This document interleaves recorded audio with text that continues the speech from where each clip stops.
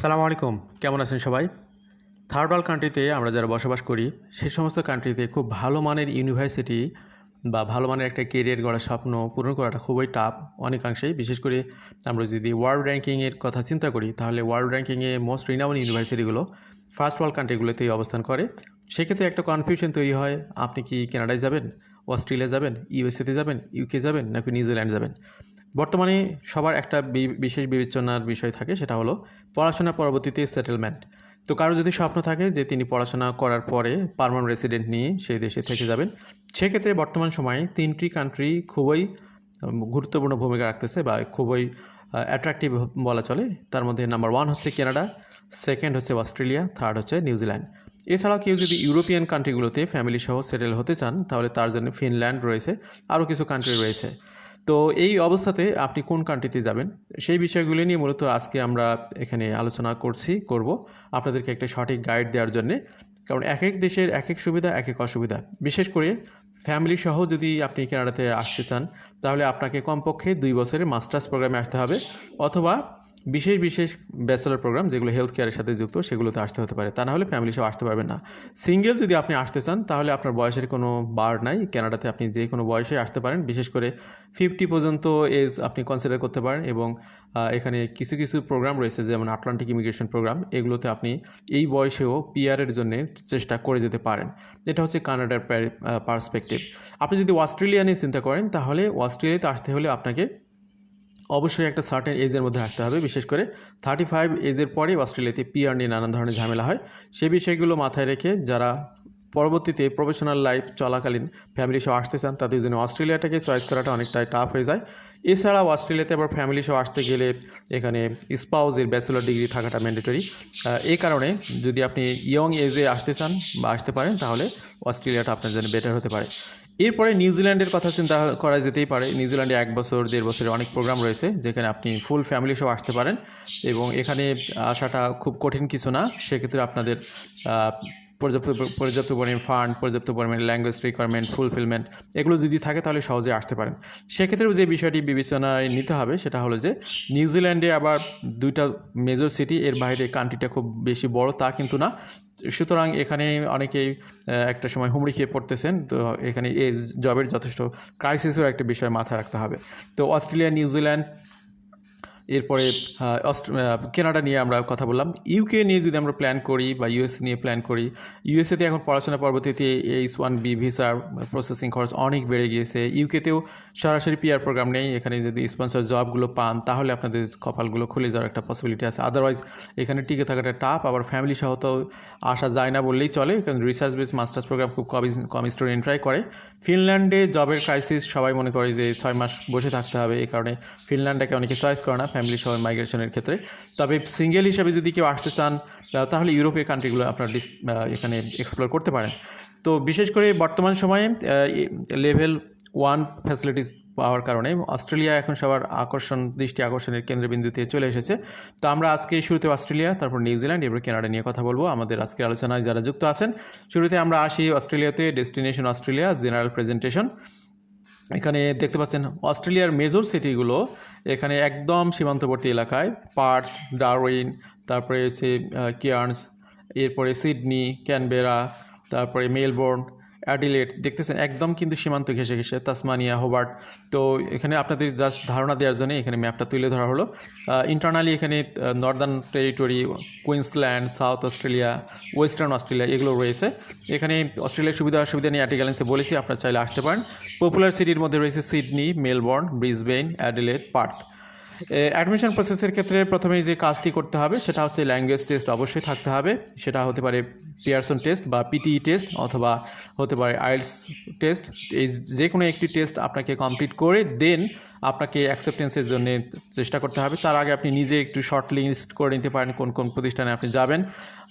তো এখানে আপনার ল্যাঙ্গুয়েজ টেস্ট যদি কমপ্লিট হয়, তাহলে আপনি অ্যাপ্লিকেশন শুরু করে দিতে পারেন। এবং অস্ট্রেলিয়াতে আরেকটা বড় অসুবিধা, সেটা হলো যে গ্যাপ যদি বেশি থাকে, বিশেষ করে এইচএসসির পরে অনেকের গ্যাপ হয়ে যায় বিভিন্ন কারণে, প্রস্তুতি নিতে গিয়ে বা দেশের ইউনিভার্সিটিগুলোতে আগে ট্রাই করে, ভালো জায়গায় যখন পায় না, তখন অস্ট্রেলিয়াতে ট্রাই করতে গিয়ে অনেকে 1-2 বছর গ্যাপ হয়ে যায়। তো 1 বছর পর্যন্ত গ্যাপ এখানে অ্যাকসেপ্ট করা হয়, তার বেশি হলে কিন্তু সমস্যা হয়ে যায়। তো এখানে জাস্ট ফ্রেশ স্টুডেন্টরা অস্ট্রেলিয়াতে খুব সহজেই এখানে অ্যাডাপ্ট করতে পারেন, তাদের জন্য সেই সুযোগগুলো রয়েছে। তো কানাডা, হোয়াই অস্ট্রেলিয়াতে কেন এক্সপ্লোর করবেন, এখানে বেশ কিছু পজিটিভ সাইন এখানে রয়েছে। Superior international rankings, part-time job opportunities, post-study work visa up to 5 years, opportunity for peer availability of pathway programs, IELTS PT accepted, এগুলো রয়েছে। এছাড়াও আরও কিছু সুবিধা এখানে রয়েছে। নো অ্যাপ্লিকেশন ফি, অস্ট্রেলিয়ান ইউনিভার্সিটিগুলোতে ইউজুয়ালি অ্যাপ্লিকেশন ফি লাগে না। Flexible deadlines, lower entry requirement, no visa interviews, আবার ইন্টারভিউ লাগে অনেক ক্ষেত্রে লাগে না। Quick visa outcomes, excellent submission structure, এই বিষয়গুলো হচ্ছে অস্ট্রেলিয়ার গুড ফিচার। এখানে ইনটেকের বিষয়ে যদি আমরা চিন্তা করি, অস্ট্রেলিয়াতে কোন কোন ইনটেকে আসা যায়, intakes available with Australian universities. Major intake হচ্ছে ফেব্রুয়ারি এবং July. Offered business and private colleges, course offered all courses. Minor intakes এখানে রয়েছে October, November, May. Offered by private college and some of the major universities. Courses offered business, IT, engineering. Popular কোর্সের মধ্যে রয়েছে business and management, engineering, education and teaching, psychology and social work, building and construction, nursing and health, তারপর hospitality and tourism, pharmacy, media and communication, information technology. এগুলো হচ্ছে অস্ট্রেলিয়াতে popular course. এগুলোর মধ্যে আপনার যেটা পসিবল সেটা আপনি চয়েস করতে পারেন। এবার আমরা এখানে জাস্ট আপনার জার্নিটা কীভাবে স্টার্ট হতে পারে, অলরেডি আমরা অক্টোবর মাসে শেষ দিকে চলে এসেছি। তো এখানে দুইটা মেজর ইনটেক আমরা এখানে আপনাদের সামনে তুলে ধরবো, যে আপনি জার্নিটা শুরু করবেন জুলাই মাস থেকে। বিশেষ করে আইএলটিএসের প্রিপারেশন একটা বিষয় থাকে, আইএলটিএসের রেজাল্টটা আপনি পাওয়ার চেষ্টা করবেন জুলাই থেকে আগস্টের মধ্যে। এরপরে অ্যাপ্লিকেশন সাবমিট করা শুরু করবেন জুলাই থেকে অক্টোবরের মধ্যে। এরপরে অফার লেটারটা অ্যাকসেপ্ট করবেন জুলাই থেকে নভেম্বরের মধ্যে। ফান্ড অ্যারেঞ্জ করবেন অগাস্ট থেকে ডিসেম্বর পর্যন্ত, এই সময়ের মধ্যে। এখানে ফান্ডের রিকোয়ারমেন্টটা সবাই মোরালেস জানেন যে এখানে কী পরিমাণে ফান্ডের প্রয়োজন হয়। Financial assessment in the university, September to January. Apply for visa, October থেকে জানুয়ারি এই সময়ের মধ্যে। Visa grant December to February, এবং ফেব্রুয়ারি মাসে ফ্লাই করে চলে এলেন অস্ট্রেলিয়াতে। এবার আমরা আসি, কেউ যদি জুলাই ইনটেকে আসতে চান তাহলে তাদের জার্নিটা কীভাবে হবে। অনেকেই নতুন রেজাল্ট পেয়েছেন, তারা এখন আইএলটিএস এক্সাম শুরু করে দিয়েছেন। তো তাদের জার্নিটা এখানে হতে পারে যেটা, যে তারা জানুয়ারি থেকে টেস্টের জন্য প্রস্তুতি নিতে পারেন, বা এখন থেকে শুরু করতে পারেন। তারপরে জানুয়ারি ফেব্রুয়ারিতে রেজাল্ট হাতে পাবেন। এরপরে অ্যাপ্লিকেশন সাবমিট করবেন ইউনিভার্সিটিগুলোতে জানুয়ারি থেকে এপ্রিল পর্যন্ত। এরপর অফার লেটার পাবেন জানুয়ারি থেকে মে, এই সময়ের মধ্যে। অ্যারেঞ্জমেন্ট অফ ফান্ড, এখানে ব্যাঙ্ক স্টেটমেন্ট, লিকুইড ফান্ড আপনাকে যেটা দেখাতে হতে পারে, যেটা হতে পারে এফডিআর, হতে পারে সেভিংস, সেক্ষেত্রে ফেব্রুয়ারি থেকে মে এই সময়ের মধ্যে ফান্ডটা রেডি করা। Financial assessment in the university, March to May. Apply for visa May to June, visa grant apply to April to July, fly to Australia July মাস। তো এই দুইটা মেজর ইনটেকে আপনি কীভাবে আসতে পারেন তার একটা প্ল্যান আপনারা দেখতে পেলেন। এখানে অস্ট্রেলিয়াতে কী ধরনের খরচ লাগতে পারে তার একটি প্রতিপাদন আপনি দেখতে পাচ্ছেন। ধরুন আপনি এমন একটা ইউনিভার্সিটি চয়েস করলেন যেখানে টিউশন ফি হচ্ছে 35,000 অস্ট্রেলিয়ান ডলার। এখানে লিভিং খরচ দেখাতে হবে 29,710। এখানে ইয়ার ফেয়ার লাগবে, আপনি ধরেন বাংলাদেশ থেকে আসতেছেন 2,500 অস্ট্রেলিয়ান ডলার, এটা ভ্যারি করে। ভিসা ফি এখন তো $2,000 প্লাস $2,010, এখানে ফ্যামিলি সহ আসলে আরও লাগবে। তো এইভাবে মূলত এই এক্সপেন্সগুলোকে আমরা অ্যাট এ গ্যালেন্সে তুলে ধরতে পারি। এবার আমরা চলে আসলাম নিউজিল্যান্ডে। অস্ট্রেলিয়ার পাশে নিউজিল্যান্ড, অনেকে নিউজিল্যান্ডকে চয়েস করতেছেন। নিউজিল্যান্ড ছোটোখাটো কান্ট্রি, শান্তির দেশ। তো এখানে আপনারা এক্সপ্লোর করতেই পারেন। নিউজিল্যান্ডে খুব বেশি ইউনিভার্সিটি কলেজ আছে তা কিন্তু না, এখানে রিনাউন্ড যে কলেজগুলো রয়েছে, পাশে আপনি নিউজিল্যান্ডের ম্যাপটা দেখতে পাচ্ছেন, এবং পাশে এখানে আমরা রিনাউন্ড ইউনিভার্সিটি যেগুলো কিউএস র্যাঙ্কিংয়ে 500-এর মধ্যে, তার তথ্যগুলো তুলে ধরার চেষ্টা করেছি। দি ইউনিভার্সিটি অফ অকল্যান্ডে অবস্থিত। অকল্যান্ড ইউনিভার্সিটি অফ টেকনোলজি, এটা অকল্যান্ডে অবস্থিত। ইউনিভার্সিটি অফ ওয়াইকাতো হ্যামিল্টনে। ইউনিভার্সিটি অফ ওয়েলিংটনে। Massey university. তারপর রয়েছে এখানে সাউথ আইল্যান্ড, এখানে দুই ভাগে ভাগ করেছে, নর্থ আইল্যান্ড আর একটা হলো সাউথ আইল্যান্ড। সাউথ আইল্যান্ডে যেগুলো রয়েছে লিঙ্কন ইউনিভার্সিটি, তারপর রয়েছে সেন্টিবুরি ইউনিভার্সিটি অফ ওটাগো। তো এগুলো হচ্ছে রিনাউন্ড ইউনিভার্সিটিগুলোতে অ্যাকসেপ্টেন্স লেটার নিতে পারলে সেটা যেটা সুবিধা হয়, পরবর্তীতে আপনি স্কলারশিপের জন্য আবেদন করতে পারেন, এবং এখানে $10,000 থেকে $15,000, ইউজুয়ালি $10,000 স্টুডেন্টরা স্কলারশিপ পায়। সেক্ষেত্রে হয়তো আপনার টিউশন ফি আসবে 25,000 থেকে 28,000 নিউজিল্যান্ড ডলারের মধ্যে, যেটা 1 বছরের জন্য হতে পারে, 1.5 বছরের কোর্স হলে 1.5 বছরের জন্য হতে পারে। অনেক ইনস্টিটিউশন রয়েছে, সেগুলো তো স্বল্প আকারে স্কলারশিপ পাওয়া যায়, সেগুলোর খরচ তুলনামূলকভাবে কম। সেখানে আপনি 1 বছর, 1.5 বছর, 2 বছরের কোর্সের জন্য আসতে পারেন। নিউজিল্যান্ডের এডুকেশন সিস্টেমে অনেকগুলো লেভেলে ভাগ করা হয়। এখানে ডক্টরাল লেভেল বা পিএইচডি লেভেলকে 10-এ, সেটাকে বলা হয় লেভেল 10। মাস্টার্স ডিগ্রি যারা করতে আসবেন সেটাকে বলা হয় level 9। Post graduate certificate, post graduate diploma, bachelor honours degree, সেগুলোকে বলা হয় 9। তারপর graduate certificate, graduate diploma, bachelor degree, এটাকে বলা হচ্ছে লেভেল 7। সার্টিফিকেট অ্যান্ড ডিপ্লোমা, এটাকে বলা হয় লেভেল 6। এবং সার্টিফিকেট অ্যান্ড ডিপ্লোমা এটা হচ্ছে 5। সার্টিফিকেটস 4, এরপর certificate 3, certificate 2, certificate 1।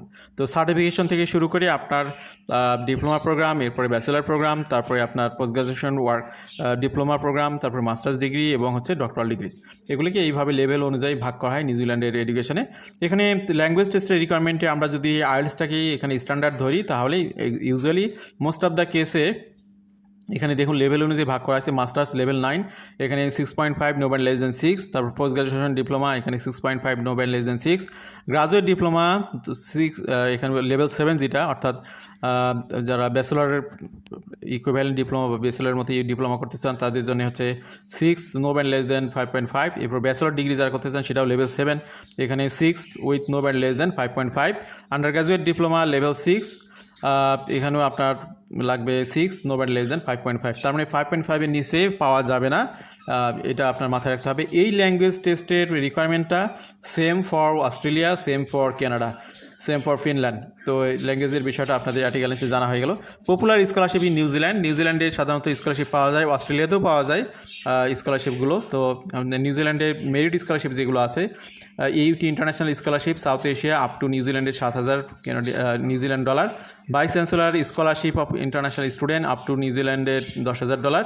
Victoria scholarship এখানে 5,000 থেকে 10,000। ওয়েলিংটন ইন্টারন্যাশনাল এক্সেলেন্স স্কলারশিপ এখানে $20,000 পর্যন্ত স্কলারশিপ পেতে পারেন। University of Auckland international student excellence scholarship up to 10,000 for either post graduate study or under graduate study.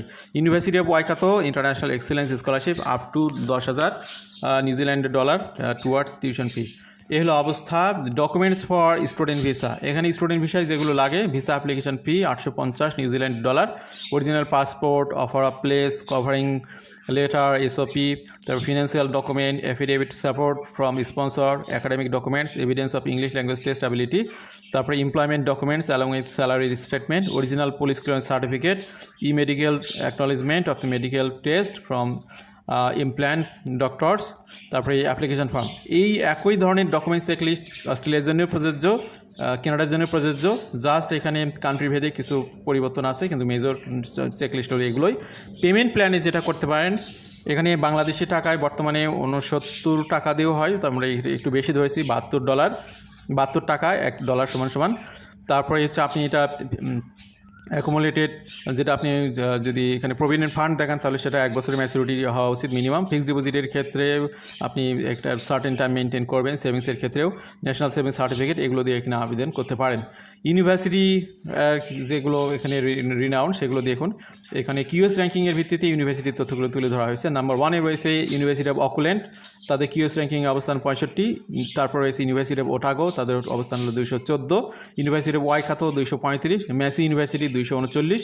Victoria university of Wellington 244। University of Canterbury 261। Lincoln university 371। Auckland university of technology 412। তো এই হচ্ছে renowned ইউনিভার্সিটিগুলোর তথ্য আপনাদেরকে দেখানো হলো। Universities accepting students with backlog. তো নিউজিল্যান্ডে যে একটা বড় সুবিধা, লাইক কানাডা, যেটা অস্ট্রেলিয়াতে নেই খুব একটা, সেটা হলো যে এখানে ব্যাকলগ অ্যাকসেপ্ট করা হয়। ইউনিভার্সিটি অফ অকল্যান্ড 25 বছর পর্যন্ত, ইউনিভার্সিটি অফ ওটাগো 10 বছর পর্যন্ত, ইউনিভার্সিটি অফ সেন্টারবরি 25 বছর পর্যন্ত, ম্যাসি ইউনিভার্সিটি 10 বছর পর্যন্ত, ইউনিভার্সিটি অফ ওয়াইকাতো 25 বছর পর্যন্ত, লিঙ্কন ইউনিভার্সিটি 10 বছর, Auckland university of technology up to 20 বছর।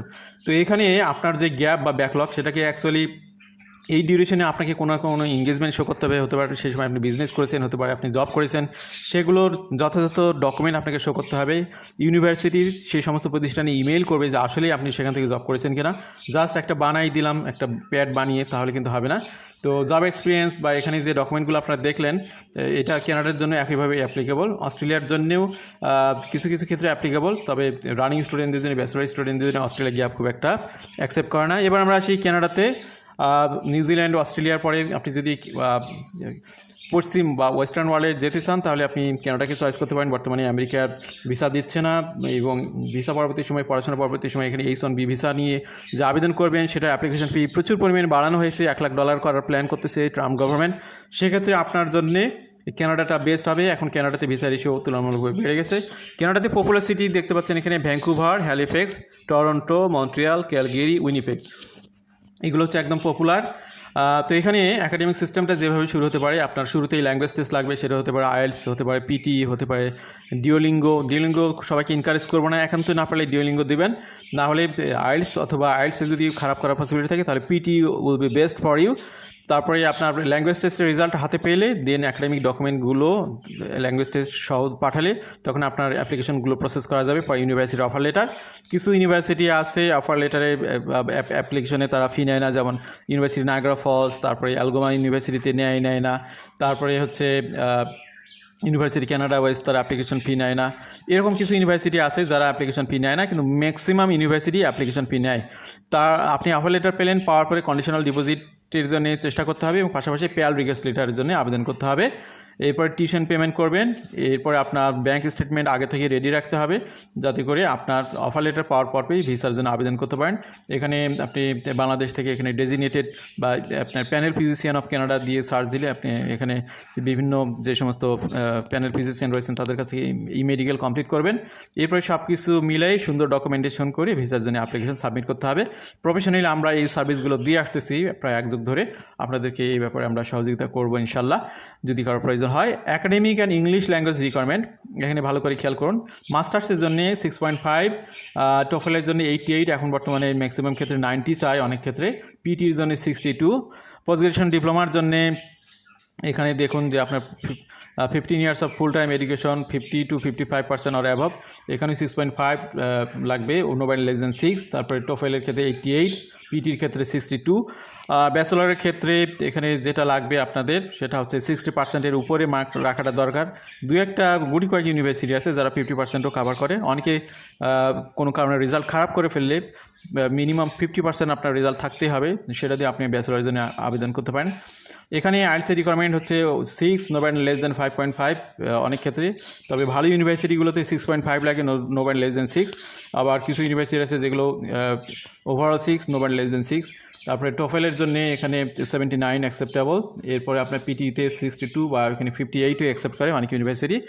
তো আন্ডার গ্রাজুয়েট ডিপ্লোমার ক্ষেত্রে এখানে আপনার 12 ইয়ার্স ফুল টাইম এডুকেশন, বিশেষ করে যারা হচ্ছে diploma, advance diploma, general diploma করেন তাদের জন্য overall 6, no by less than 6, বা কিছু ক্ষেত্রে 5.5 এগুলো অ্যাকসেপ্ট করা হয়। টোফেলের ক্ষেত্রে 79 এবং পিটির ক্ষেত্রে 58। তো এই গেল হচ্ছে কানাডাতে আপনার ল্যাঙ্গুয়েজ রিকোয়ারমেন্টের বিষয়টা। পোস্ট স্টাডি ওয়ার্ক ভিসা কানাডাতে সবচেয়ে বেশি গুরুত্বপূর্ণ এইটা, সেটা হলো পোস্ট গ্রাজুয়েশন ওয়ার্ক পারমিট। বর্তমানে পোস্ট গ্রাজুয়েশন ওয়ার্ক পারমিটে আবেদনের জন্য আবার নতুন করে আপনাকে ল্যাঙ্গুয়েজ টেস্ট দিতে হবে। আপনি যদি 1 বছরের প্রোগ্রামে আসেন তাহলে আপনি 8 মাস পাবেন সময়, যদি আপনি 2 বছরের প্রোগ্রামে আসেন তাহলে 2 বছর, যদি আপনি মাস্টার্স প্রোগ্রামে 1 বছরের জন্য আসেন তাহলে আপনি 3 বছর পাবেন, মাস্টার্স প্রোগ্রামে 2 বছরের জন্য আসলেও 3 বছর পাবেন। তো এই হলো অবস্থা। এবং এখানে আগেও বলেছিলাম, আবার বলি, সেটা হলো যে ফ্যামিলি সহ যদি আসতে চান, আপনার কিডসরা থাকতে পারে, আপনার স্পাউস থাকতে পারে, তাদের সবাই আসতে পারেন। কমপক্ষে 2 বছর বা 16 মাসের প্রোগ্রামে আসতে হবে, আদারওয়াইজ কিন্তু এই সুবিধাটা আপনারা পাবেন না।